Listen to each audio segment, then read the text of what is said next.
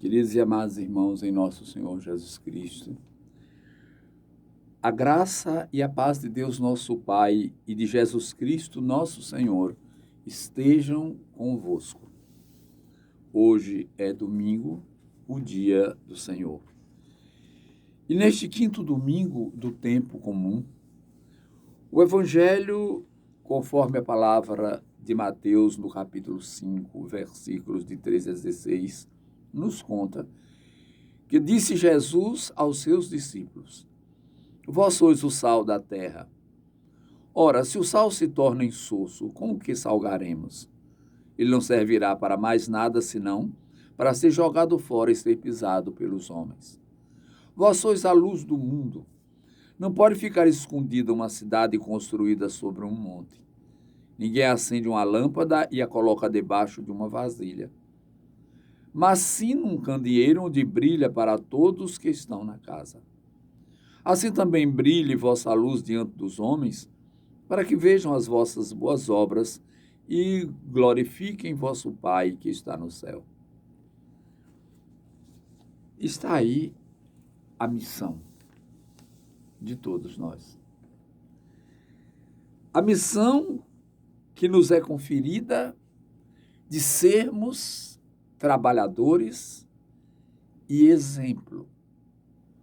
Não é uma missão de iluminados que se destacam no pedestal para receber as glórias do mundo, mas é a missão daquele que, pelo seu agir, pela sua proposta de trabalho, de construção do próprio Reino de Deus, cumpre a tarefa que lhe é atribuída e, consequentemente, se torna um exemplo para os que precisam de uma referência a fim de seguir a verdade revelada por nosso Senhor Jesus Cristo.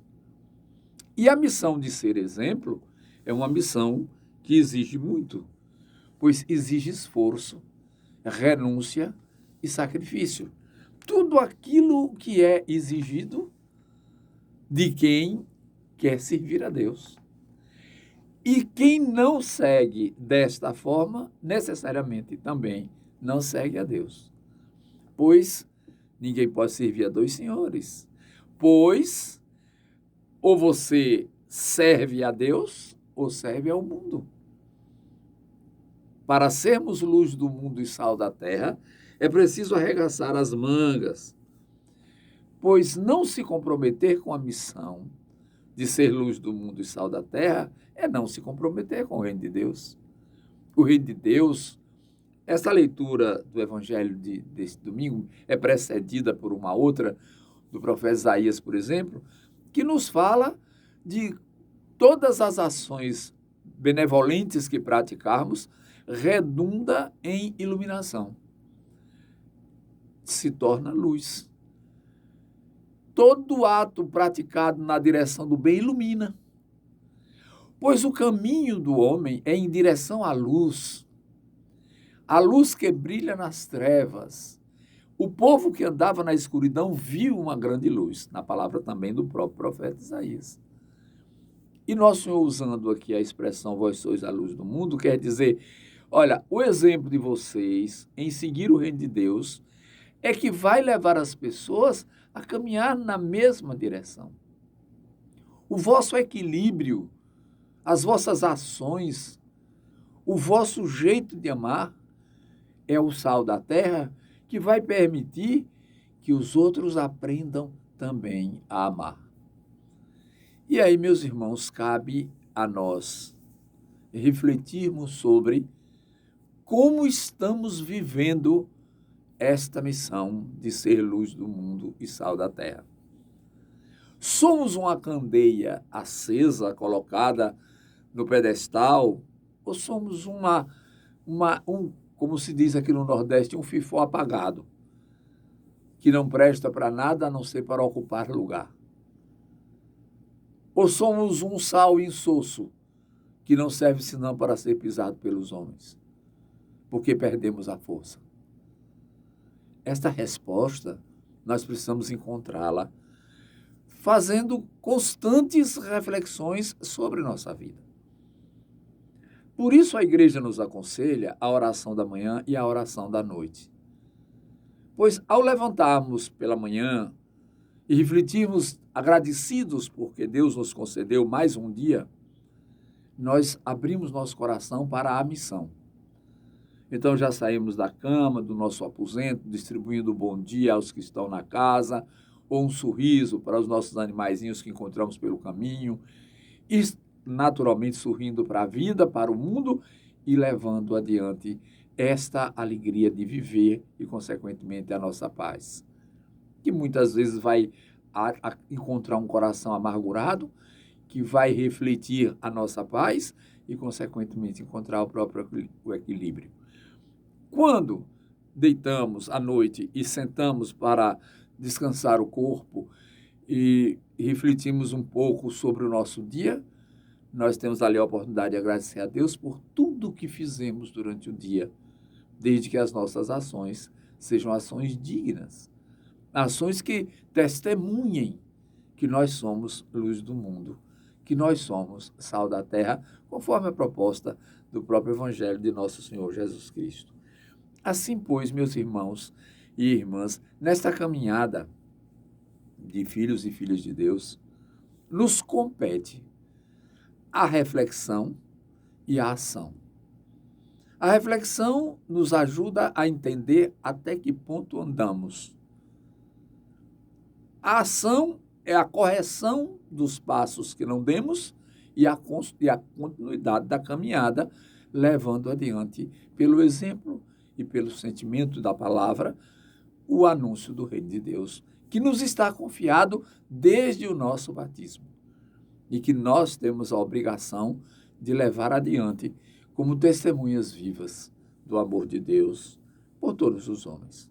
Sim, o cristão, na sua inteireza de missão e na relação boa com Deus, ele é uma prova do amor de Deus, porque ele é um remido e, consequentemente, ele mostra ao mundo a remissão obtida por todos nós através do sacrifício da cruz. Nós estamos aptos à salvação.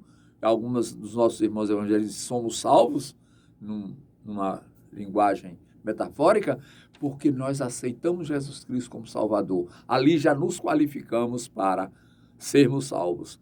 Ao vivermos os seus ensinamentos, nós nos qualificamos pelo agir, pelo ser o servo que serve e que conquista pelo trabalho, porque toda a conquista divina será sempre pelo trabalho.